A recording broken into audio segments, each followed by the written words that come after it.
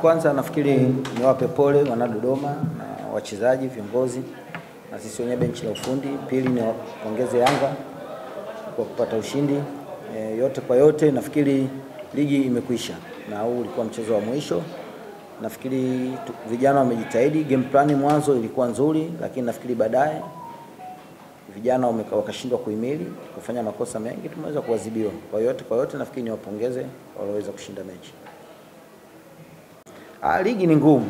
Unajua ligi ukikaa wewe unahoji tu maswali, ukikaa kwenye position yangu ndio utajua kazi ya ukocha au mpira una ugumu kiasi gani.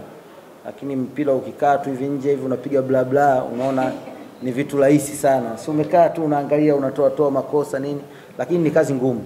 Umeona? Kwa yote ndio maana nimekuambia kwanza tunashukuru kwa kuibakisha timu salama. Unaona? Timu ibakisha mechi karibia 4 lakini timu tayari ilikuwa iko salama. Unaona?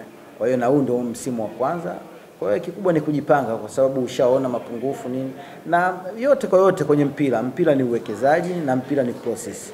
Ukichukua wachezaji waliokuwa bora basi na timu yako itafanya vizuri. Hilo ndio kubwa. Sasa makosa ni mengi, huwezi ukaainisha moja kwa moja. Lakini yote kwa yote kwa sababu tumefungwa basi ilikuwa kuna mianya ya makosa.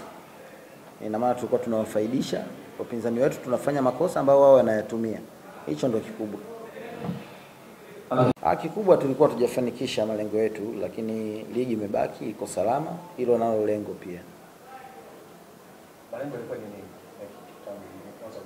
Sasa malengo mimi na waajili wangu. Unaona? Mimi na waajili wangu ndio tunajua lengo nini. Kikubwa tumebaki kwenye ligi kuu. Basi ni jambo la kushukuru Mungu. Ukifungwa ina maana timu imefanya makosa. Unaona? Imefanya makosa. Na maana kipindi cha kwanza tukifanya makosa mengi tuliadhibiwa goli moja.